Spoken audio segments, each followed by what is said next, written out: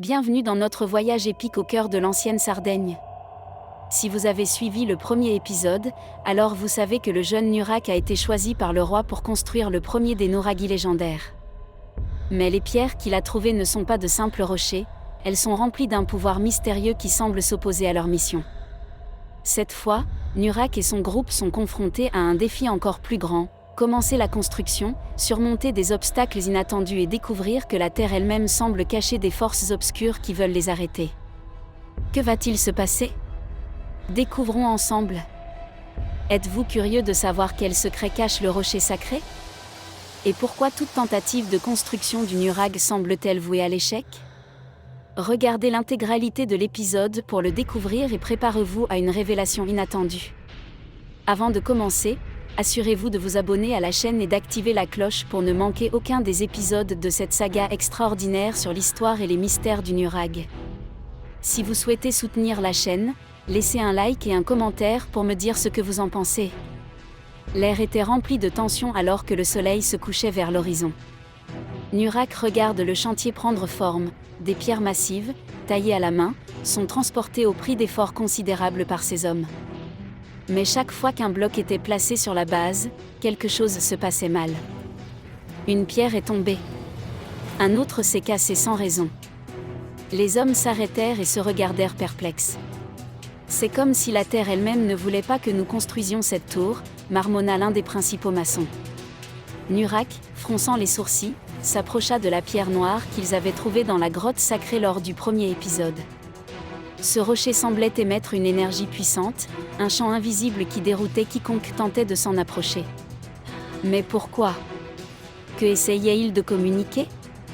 Les légendes parlent d'une malédiction, dit un conseiller âgé, surgissant silencieusement de l'ombre. Ces pierres ne peuvent pas être utilisées sans accomplir le rite approprié. Avant de pouvoir soutenir un nuraghe, ils doivent être purifiés. Nurac s'arrêta. Il n'avait jamais entendu parler d'un rituel de purification des pierres. Ils avaient tout, la force, les hommes, le savoir, mais il leur manquait quelque chose d'invisible, de spirituel. Comment purifier une pierre? A-t-il finalement demandé.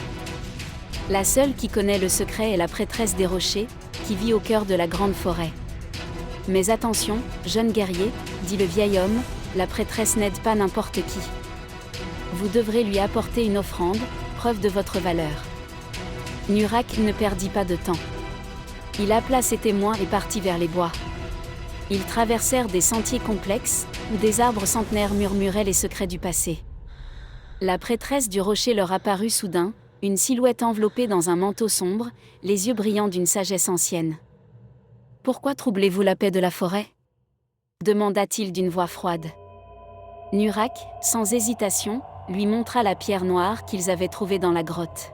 « Nous cherchons un moyen d'utiliser cette pierre pour construire un nuraghe qui protégera notre peuple. Je vous en implore, aidez-nous. » La prêtresse sourit, mais ce n'était pas un sourire amical. Les pierres ne sont pas de simples objets. Elles ont une volonté. On veut les utiliser pour protéger, mais elles peuvent aussi détruire. Il s'arrêta, regardant attentivement Nurac. « Apportez-moi une preuve de votre courage. Alors seulement je vous enseignerai le rite de purification.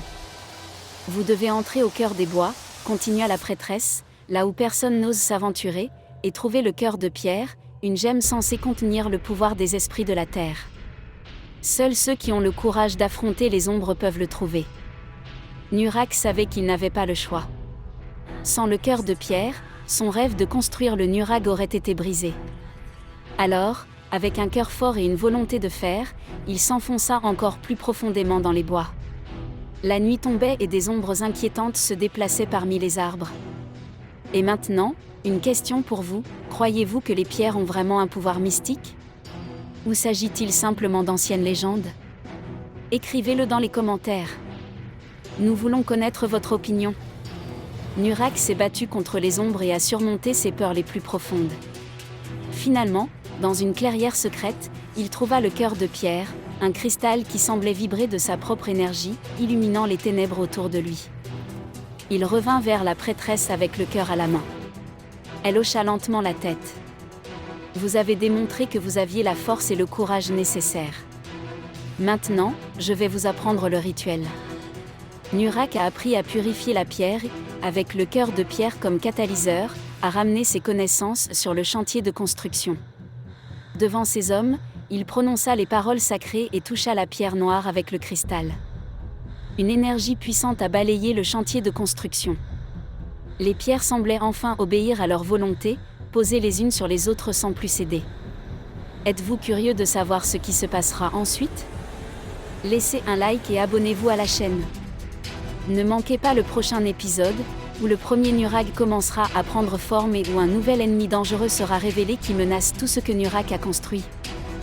La construction vient à peine de commencer, mais le voyage est encore long et semé d'embûches. Nurak pourra-t-il accomplir sa tâche ? Quel secret se cache encore derrière ces pierres anciennes ?